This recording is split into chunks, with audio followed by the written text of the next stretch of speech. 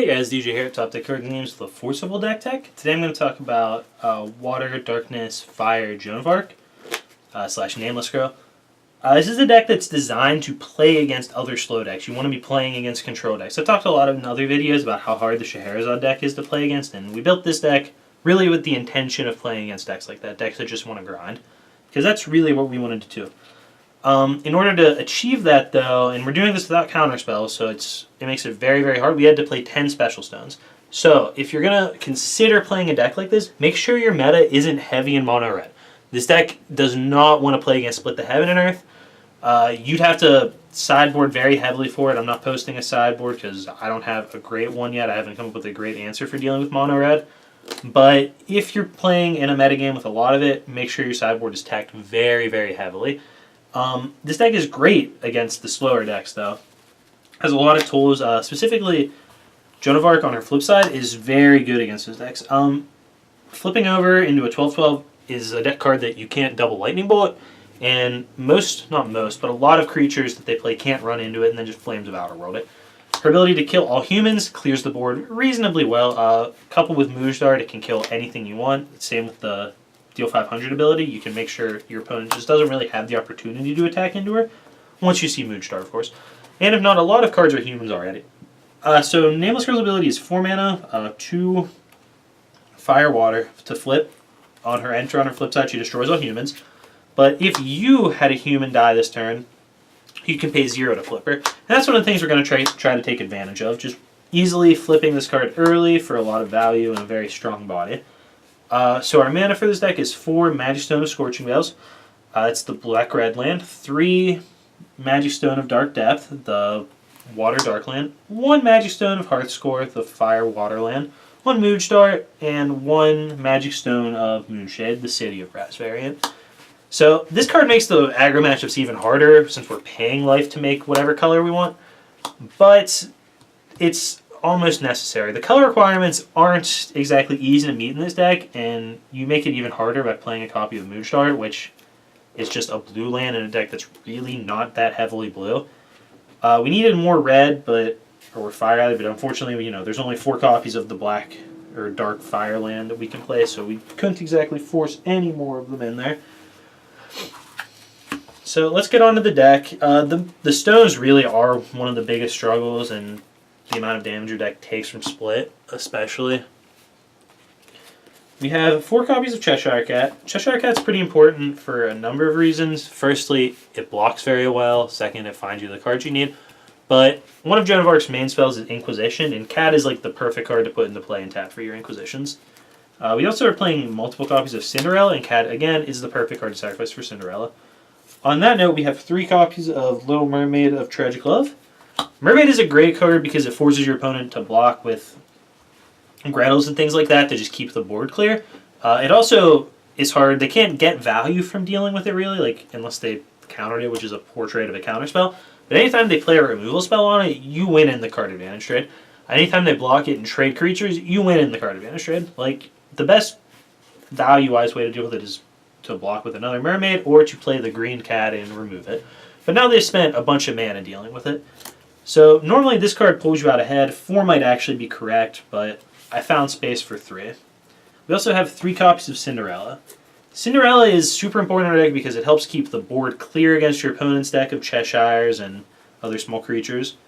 So you can, deal with their small board, deal with their Grettles, deal with their Cheshires, deal with even their, Cinderellas or Mermaids, the cost of 2 of your creatures, which isn't a great trade, but we have a lot of creatures that float. She also has a little bit of value when you deal damage with her. I chose to include a Prince because, like I said, this deck is built to play against slower decks, and we want to make sure we can get as much value out of our cards as possible. But most importantly, she's a human. So when she sacrifices herself or another human, you can flip Nameless Girl for free that turn. We also have 2 copies of Laura the Bloodspeaker, which we have Carmilla's in our deck. So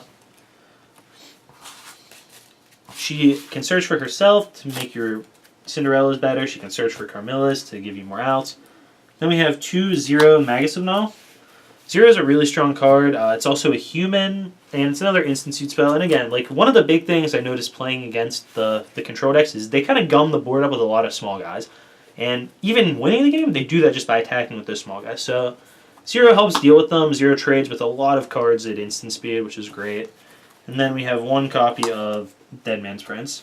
Dead Man's Prince is very, very average, but it does give us a little bit more longevity against the other slow decks. It almost forces a counterspell, or it's going to, between it and the card it gets back, eat 2 removal spells, which, again, is a fine trade.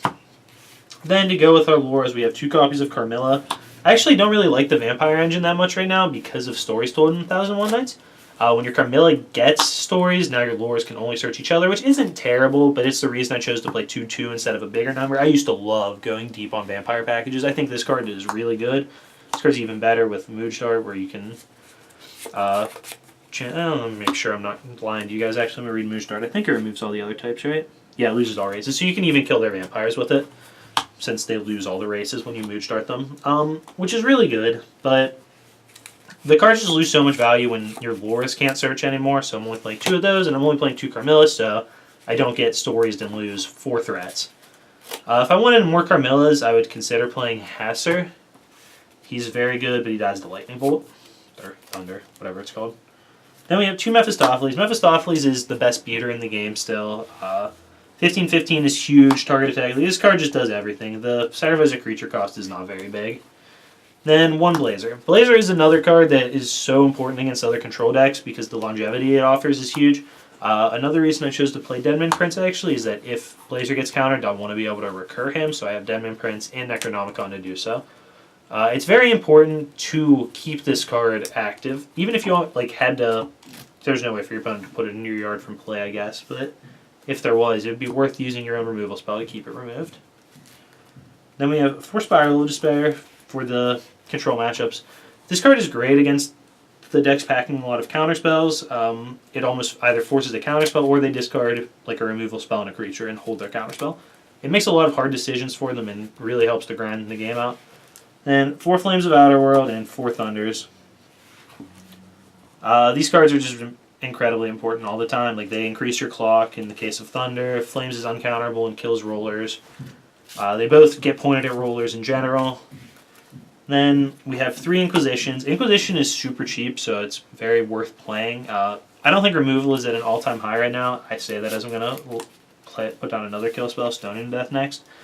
I don't think removal is at its most important point in the game that it's ever been, but Inquisition is just so good. It's so efficient that I think 3 is worth playing. 3 are worth playing, rather. And then Stoning to Death is just important for dealing with cards like Mephistopheles, just to have more outs of them. These might get changed, actually. I've been happy with the way the deck's been playing with the list I have right now, specifically being able to do things like Stoning to Death your own guys if you needed to dodge stories. But, I don't know, maybe the value on that's too low. I'm starting to think it is. Then we have 1 copy of Voice of the False God, 1 copy of Shooting Star, and 1 copy of Necronomicon.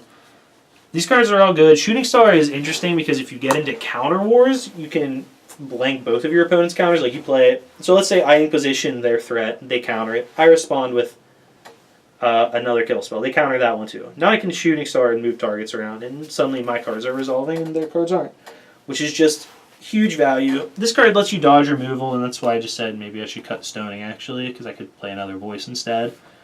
And just draw cards, which is sick. And Necronomicon just gives you the most longevity of any card in the game. It's just so important against the control decks.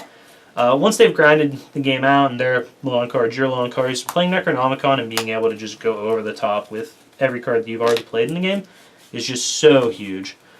But that's all I have. I don't have a sideboard listed for you guys right now, or a really in-depth matchup guide. This deck was built using a lot of theory to play against Scheherazade, and it's performed fairly well in those matchups, but it does have a huge mono-red weakness. We have a lot of removal, but it's really not enough to play against red.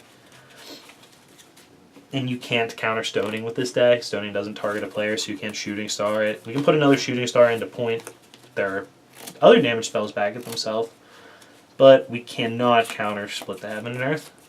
So that's where I'm at with the deck. I think it's a lot of fun. I think it's a really good deck to play against other control decks, and you just have to know your meta. Like, if people are playing mono red or the Grim deck I posted before, this deck is just not the deck you want to be playing, unfortunately. But that's the list. I'm going to be doing videos for every roller. That's how I decided I'm going to work with my forceful videos for right now. I don't want to post a million different Scheherazade variants or a million different Grimm variants. So I'm just going to be going through rollers and building decks, testing them until I get a list that I like in some way, and posting decks for every roller that are at least in some way or in some specific metagame competitive. They're not going to all be tier 0 decks or anything, or decks that are good, you know, against the entire field. But that's just not how card games work in general. Like, you can't always build a deck that's great. But I do want to have something for every roller, so if you're not the most competitive player, you can look and go, oh, I really want to play, let's say, Musketeers. I posted a Musketeers deck before MPR. And I don't know how much it truly would have changed at this point, but you know, but if you're, oh, I want to play Musketeers, well, there'll be a video there for you. So that's what my goal is, to get a solidly playable deck, even if at the casual level, for every roller. And I think it won't be that hard. I'm just going to try to get a deck up a week, so I have a week to play test and come up with a solid list for it. And even then, like, I already made some changes to the Grimm deck I posted the other day. As I made this video, was like, oh, I guess I could change some cards in here too, and I think I know some changes I'm going to make in there. So if you're ever curious how I've changed the deck, what I think, you know, as the metagame evolves and everything, what I think I would change, definitely post below in the comments, guys. I really, really love this game, and I want it to succeed as much as possible. I love talking about it, I love thinking about it, and it makes me really happy to see you guys, the viewers, interested in it. So if you have any questions, please, please ask. I'd be more than happy to answer them and talk about it. Thanks for watching, guys.